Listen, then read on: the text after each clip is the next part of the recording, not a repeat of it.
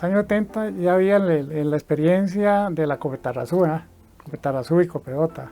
Y entonces ahí comenzó, yo trabajaba en Copetarrazú. Y entonces ahí teníamos, siempre digamos, el empleado necesita que le den un crédito. Entonces, digamos, no era fácil, digamos, hablemos del caso de Copetarrazú, que se le diera ahí el crédito y que se fuera pagando, reteniendo del sueldo. Y entonces ahí pensamos y hacer un ahorro entre gente del beneficio de los departamentos comerciales, que en ese tiempo era solo abajo, ¿no? Y entonces se iba reteniendo, bueno, 5 colones por cada paga de semanal. Y ya después, entonces ya se tomó en cuenta que a la escuela, digamos, a salud, que es la caja de seguro, y por ahí se fue conversando para hacerles, digamos, la idea, ¿verdad? Y entonces ahí ya vino el apoyo bueno, cuando ya estaba, bueno, Elías y Misael, vamos, que después entonces ya ahí comenzó, que estaba ya la Cope Santos, y por ahí se comenzó a pasar los mensajes y a conversar para darle la formación.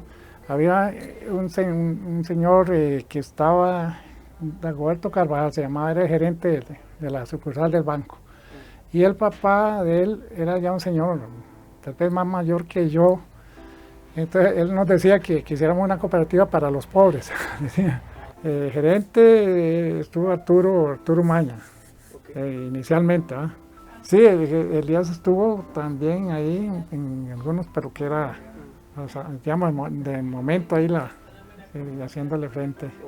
La cooperativa después le compró a la iglesia, a la curia metropolitana, a la curia de Pérez Celedón, entonces le compró esa propiedad, que eso era ahí donde está actualmente, y después ya está el salón que es de la iglesia.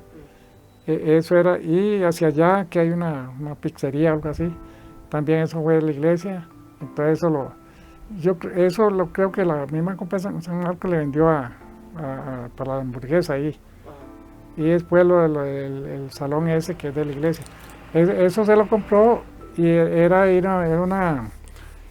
un salón un salón ya antiguo, que tenía la iglesia ahí para las actividades entonces lo compró, yo no recuerdo así cuánto. No, pero en ese tiempo solo un cajero.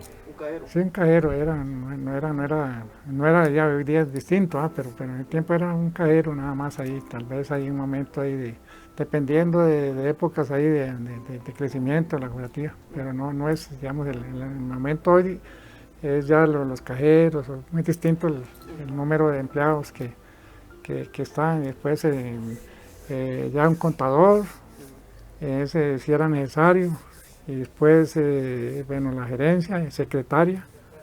Entonces en ese sentido, bueno, y ahí fue creciendo ahí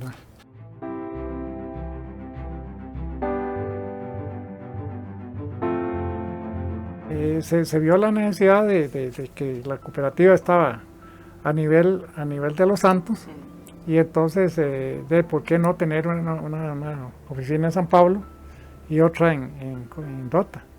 Y entonces pues, algunas veces visitábamos la de Dota, San Pablo, y eran 1 o 2 empleados ahí en ese momento, para arrancar. Por ahí entre 78, 80, por ahí. Decir, bueno, solo la oficina acá en San Marcos, y después cómo expandir, extenderse a Dota y a San Pablo. Definitivamente era una necesidad, y era una necesidad porque era una habilidad económica, por digamos, las mismas competencias, y también la gente que podía moverse en su mismo pueblo. Entonces no tenían que venir hasta acá, y no darle esa facilidad después con el estudio económico. cuánto podría ser rentable y cuánto sería más atractivo para asociar más gente. Y ahí eso fue una buena visión, por considerando ese de no centrarse en un solo lugar y dar oportunidad.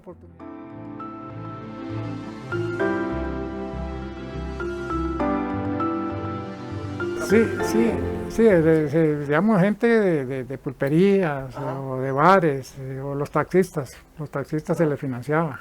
Digamos, la compra del vehículo tal vez valía 12 millones, ahí ya en esos momentos, ahí ya se hablaba, bueno, recuerdo eso ahí, entonces taxistas, camioneros, después vivienda y en algunos casos de ahí para pago de finca. Entonces ahí en un momento ahí que ya se entró el movimiento aquí, la economía movida por el café, entonces ya había que darle, digamos, para el financiamiento de abonada, la asistencia y para comer, ¿verdad? Totalmente. Entonces eso es lo que ya ahí se fue manejando. Era absurdo no entrar en financiar al cafetalero, que hay el movimiento de la economía.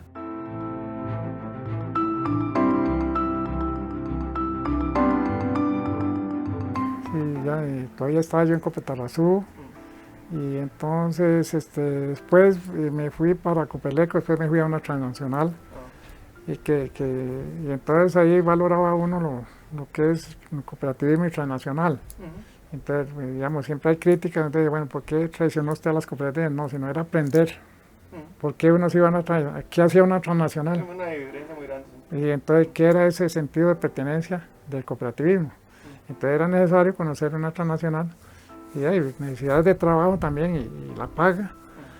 Pues yo considero que a través del tiempo la credibilidad de la gente ya en el movimiento cooperativo, más que todo en la zona de Los Santos, tal vez entre los 80, 90, ahí para acá. Entonces, porque ya conociendo fortalezas, las debilidades en riesgos que se han superado en esos momentos. Y después, de acuerdo a la economía nacional, en los precios bajos del café, por ejemplo, siempre habrá el productor, siempre el crédito es necesario. Yo pienso que yo tengo uso de razón, de chiquillo, yo veía a mi mamá, siempre se necesitan, y yo veía a mis tíos, siempre se van necesitando, algunos se van superando y salen, y bueno, ya no tengo que buscar plata, pero es un porcentaje muy poco, entonces siempre han habido esos altibajos, y después el éxito es decir, bueno, que gente dice, bueno, no, gracias a la cooperativa, yo pagué, gracias a la cooperativa yo puedo llegar con toda confianza, hago la solitud y me dan y hago la asistencia general, y ahí en esa asistencia va para comer. También. Y es un medio que si no lo hubiéramos tenido, dependeríamos de las transnacionales. Ya le digo, la experiencia mía con las transnacionales, a mí alguna gente del mismo cooperativismo me criticaba, que yo me hice en el movimiento cooperativo, y yo le digo una anécdota allí, yo trabajé con Alemán, que era el presidente de la empresa. Entonces una vez llegó y me dice, vamos a almorzar me necesito ir a almorzar con usted, pero tenemos que hablar. Y ya me dice, vea, es que, dice, a usted lo denunciaron en la misma empresa y que usted, digamos, usted no tiene el convencimiento de la empresa donde usted está trabajando. Y entonces la auditoría que llegaba ahí, la era por ahí, bueno, ya, sinceramente, yo decía el movimiento donde venía yo. Y entonces él me dice, ¿es cierto eso? Y le digo, sí, yo le digo, mire, mantengan las cooperativas de ahorro y crédito y el movimiento cooperativo, y también pues ustedes negocian. Entonces su esposa entregan, participa, su esposa la asocia en la Copa San Marcos. Y entonces ya me dice, no, dice, usted tiene razón, usted sigue trabajando conmigo. Y me dice, no se enoje con nadie, ni el que lo quemó, Dice, ¿por qué uno se naldaba de una cadena que usted no sabe de quién va a necesitar en el tiempo o van a necesitar de usted? Esa es la vida. Me dio una lección, ¿verdad? El hombre. Sí, ahí. claro.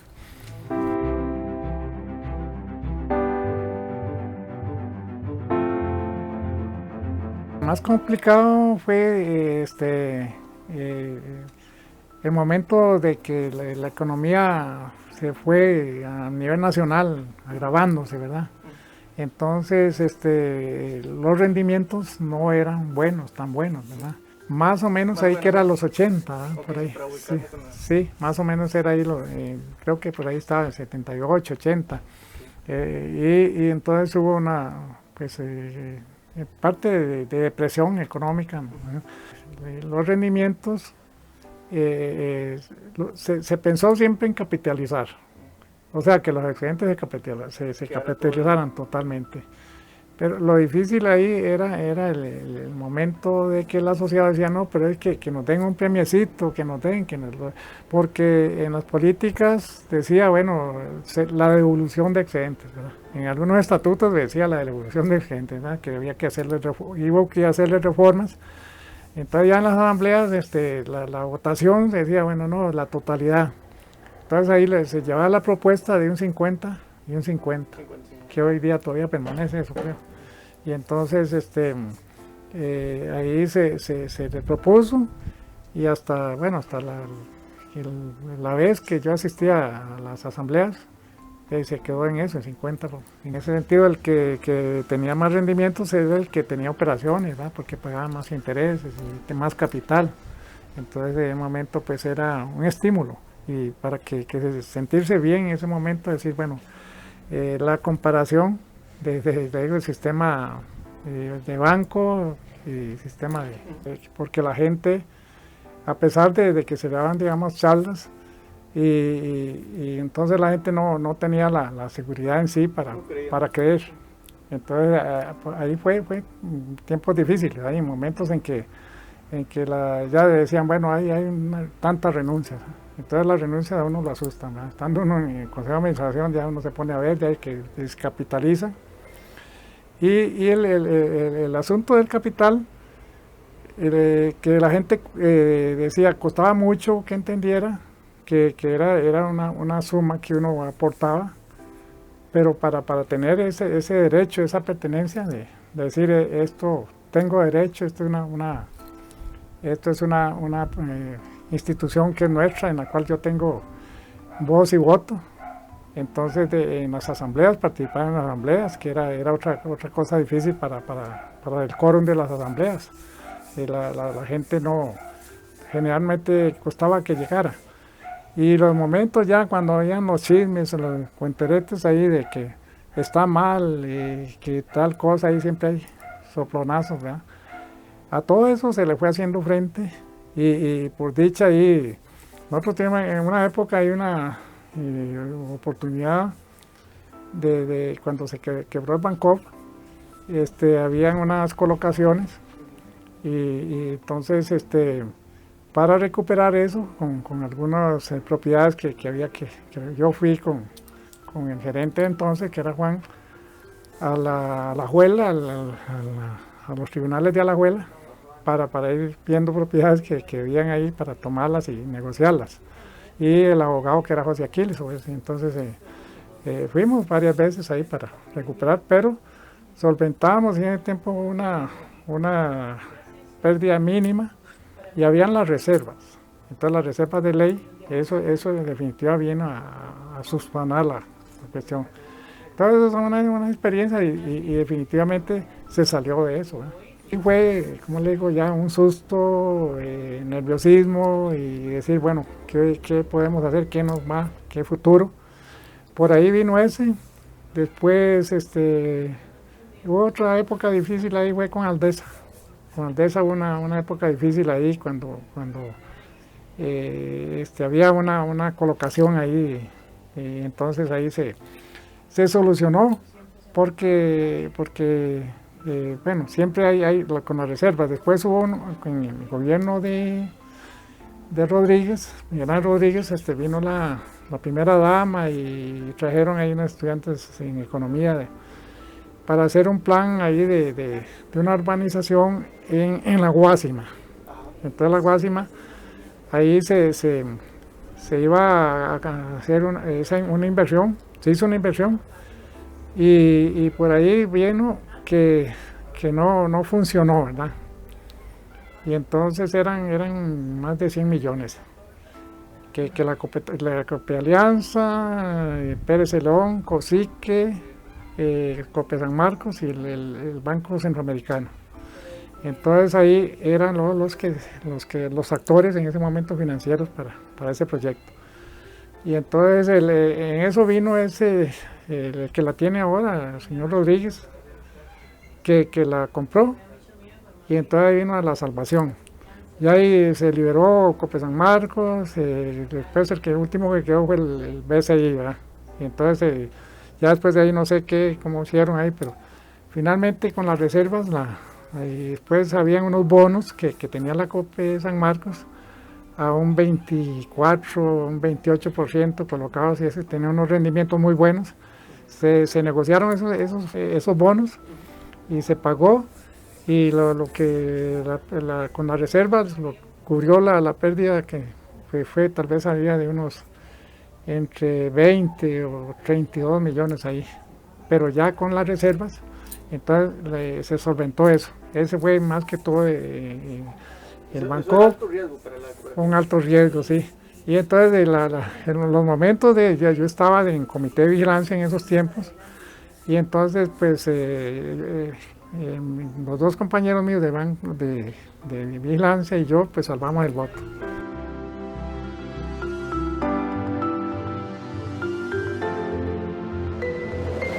Bueno, ya la parte del edificio era ya en esos tiempos tenerlo y dejar de pagar alquileres, ¿verdad? En una parte ahí y después algunos créditos riesgosos que eran difíciles ya de salvar, como he comentado.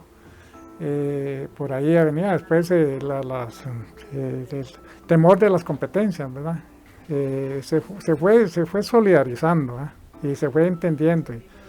Y uno no quisiera nunca que eso desaparezca, que la juventud, que dicen, bueno, Cope San Marcos, que digan, bueno, ¿para qué sirve eso? ¿Qué sentido tiene? Entonces, que ellas digan, esto es nuestro, que entiendan, esto es nuestro, este es un movimiento nuestro, porque mi experiencia, digamos, yo me crié aquí y aquí era el beneficio de la cafetalera y era el que financiaba al productor.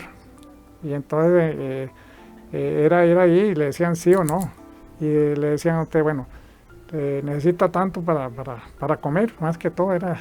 Y le cobraban los intereses al 30 de abril, anticipados. Y entonces ya venía la cosecha, pagaban en diciembre y enero, y no le devolvían un 5 de esos 2 meses ahí. Entonces ya en la cooperativa no, va al día, usted pagó a tal día y ahí quedó. La justicia es una justicia social, económica, totalmente. Y una oportunidad para entenderlo, y en su momento yo siempre he insistido en eso, en que las charlas, ese sentido de pertenencia, que esto es nuestro, esto fue un esfuerzo de los abuelos en momentos difíciles que se presentaron, porque, como digo, los gobiernos en sí no había sido un apoyo total en ese momento, sino que decían, bueno, las instituciones, el Infocop, bueno, que era el departamento cooperativo de Banco Nacional, ya hoy día el Infocop, pero ¿qué hace el Infocop en su momento? ¿Y qué hacemos nosotros en la cooperativa en sí para en momentos reclamar o decir esto está bien, esto no está bien, no está bien? Totalmente, eso es sumamente necesario que sea intenso para que ya las futuras generaciones lo entiendan. Y decía, desde las escuelas, los colegios, aún ya los que van a universidad, también algunos de universitarios que no entienden ese sentido de que esa cooperativa está ayudándonos en la economía general, ¿verdad? Que eso socioeconómico, porque decíamos, bueno, totalmente ahí el que entrega 5 fanegas o el que entrega 5.000, en el caso de las de café, y de ahí viene esa economía moviendo al sistema bancario y sistema de...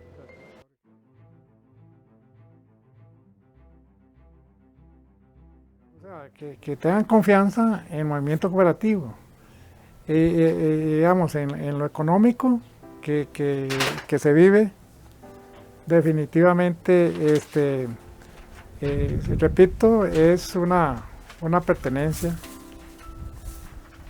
sentirse uno con dueño, y entonces continuar con eso y que quede claro que decir, bueno, esta es una organización que es nuestra, que tenemos que apoyarla, que tenemos que sentirnos orgullosos, y en el momento que los pioneros en sí, que las luchas que fueron luchas, siguen siendo luchas sin fin, hay que seguir luchando y hay que seguir venciendo el enemigo, que es la desconfianza o la mala fe, sino que decir, bueno, esto nos sirve para que mi hijo esté en la escuela, que mi hijo estudie, si puede ir a una universidad, que tenga ese apoyo, y después fortalecer los controles es sumamente eficiente, los controles de que den las finanzas, ¿verdad? Los estados financieros, que sean verdaderamente reales, que sean certificados por auditorías. Totalmente eso da confianza, tiene que serlo, ¿verdad?, en este momento, y que cuando haya algún asunto que siempre tiene la economía, pues que se diluce y que se diga en su momento y se arregle sin mala fe, sino que decir, bueno, por el bien eso sería que tenga confianza la gente, ¿verdad?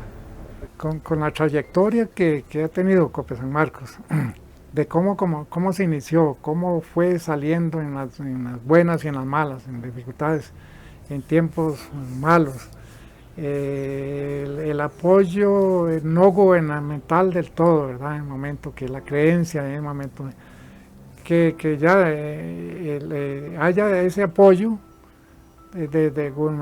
gubernamental por medio de Infocop, ¿verdad? Que definitivamente se dé ese apoyo y esa creencia, y que se prepare la niñez, las escuelas, los colegios, para que sostengan eso al futuro, ¿eh? Porque, como le digo, ese sentido de pertenencia, que ellos lo comprendan, lo entiendan, que sea, o sea, lo que vino salvando, lo que vinimos resolviendo, y que fue bienestar, y eso continuará, y será porque uno no puede decir, bueno, yo soy cliente de un almacén, no es lo mismo decir, es un almacén cooperativo. Entonces ese motivo de la confianza, de decir, bueno, tengo en la cooperativa mis ahorros y tengo confianza en él, entonces yo llego ahí, manejo mis ahorros y participo en las reuniones, en la asamblea, estoy enterado de que se me dé la información económica en todo momento. Eso debe continuar para toda la gente futura.